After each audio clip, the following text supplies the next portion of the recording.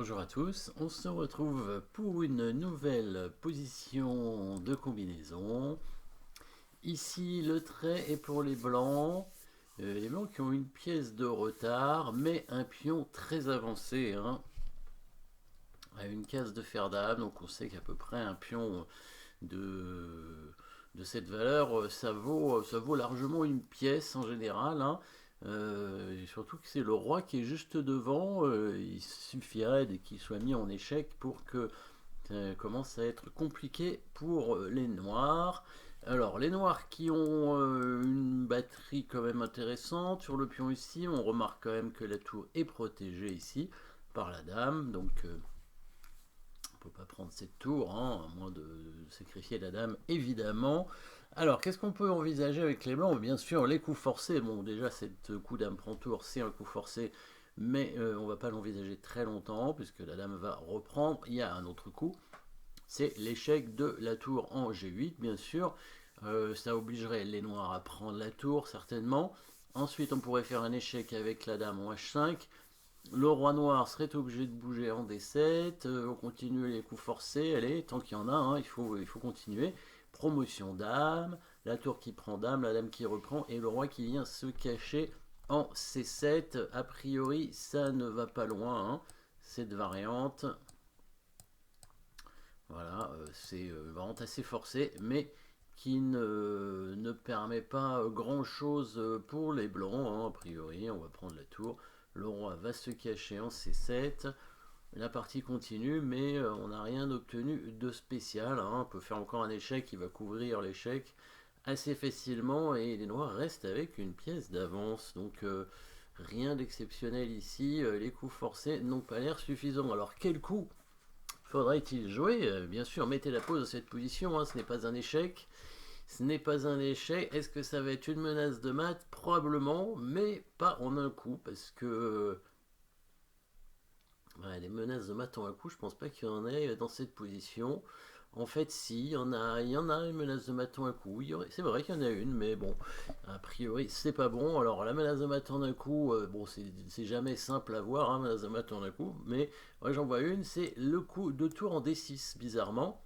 Alors, le coup de tour en D6 pour contrôler la case en D7 et menacer le mat avec dame G6, évidemment, c'est pas bon, parce que tour D6, les noirs peuvent prendre le pion en G2 qui est gratuit, et après ils vont mater en quelques coups.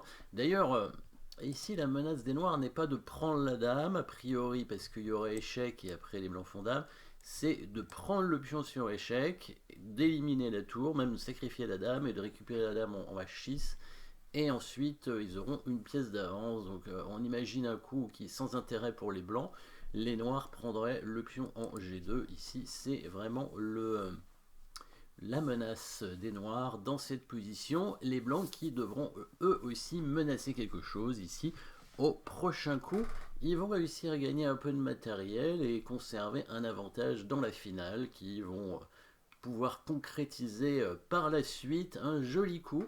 Alors, c'est ce qu'on appelle un coup invisible. Alors, un coup invisible, c'est souvent un coup d'attaque en reculant. C'est ce qui va arriver ici. Ça peut être aussi un coup de défense en avançant, parce que psychologiquement, quand on attaque, on a envie d'avancer, et quand on défend, on a envie de reculer pour aller dans son camp. Là, c'est l'inverse. On va reculer pour attaquer. Donc, c'est ce qu'on peut appeler un coup invisible. Ça fait partie des coups invisibles les plus courants. Il y en a d'autres. Il y a beaucoup de possibilités, des coups difficiles à voir. Bien sûr, pas des coups invisibles, des coups difficiles à voir. Mais ça en fait partie. Peut-être avez-vous trouvé la menace des blancs, menace de faire promotion dame, et donc d'aller à dame, faire créer une deuxième dame, un joli coup, la dame qui recule, et oui, d'une case en H5, avec la menace de faire l'attaque double avec tour G8, double échec, suivi de dame. L'idée ici, évidemment, c'est si les noirs prennent le pion en G2, on prend en faisant échec. Et ça change absolument tout, évidemment. Il n'a pas le temps de prendre la tour en G2. Et s'il prend la dame, on prend la sienne.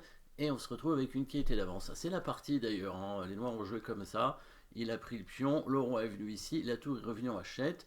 Et là, vous pouvez encore mettre la pause pour trouver le bon coup des blancs. Concrétisation ici.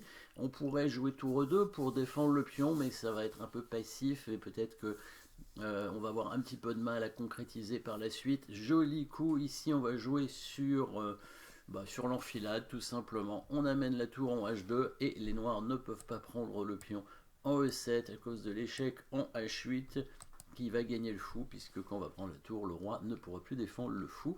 Donc les noirs ne peuvent pas prendre le pion. S'ils échangent les tours, les blancs devraient gagner facilement parce que le roi noir est complètement bloqué. La partie il a fait échec, roi F2. Tour G8 pour empêcher tour H8 échec. La tour est venue en H6 avec la menace de venir en D6 et ensuite en D8. Le roi est venu en F7. Et là, les blancs ont fini avec un coup forcé qui va gagner une pièce. Hein. N'hésitez pas à mettre là-bas si vous voulez le trouver. Le pion qui fait dame et ensuite échec et on va récupérer la tour et donc on aura une tour de plus à la fin. Alors on revient au coup de départ avec les menaces des blancs. Les noirs auraient pu jouer peut-être sur le coup dame H5, le coup de tour roi H5 tout simplement. Et là, tout simplement, les blancs avaient prévu l'échec en G8, la promotion dame. Et là, est-ce qu'on va prendre le fou pour tenter de faire des menaces de mat? Non, ce n'est pas suffisant la prise du fou. Si la dame prend le fou, le roi s'enfuit et il n'y a plus d'échec et la partie continue, même si les blancs ont peut-être l'avantage avec un pion d'avance. En tout cas, il est mieux de prendre directement la tour, bien évidemment. C'est plus simple. Les blancs ont une qualité d'avance, avec un pion aussi d'avance, 3 pions passés liés. Le roi noir n'est pas très bien protégé. Donc là, la position est clairement gagnante. Un joli coup, hein, ce coup de dame en H5. Alors, à noter que si la dame était venue par exemple en G5, c'était pas bon, parce qu'il y avait le coup tour prend H3 échec, hein, protégé par le fou. Le pion est cloué, et puis ça sera mat assez vite, hein, avec dame D4 suivi de dame en F2 ou même tour en H1 hein, si le roi vient en F1. Donc bien sûr ici le bon coup, dame H5 dans cette position. C'était bien sûr le coup qu'il fallait trouver. Voilà, merci d'avoir suivi cette petite position et à très bientôt.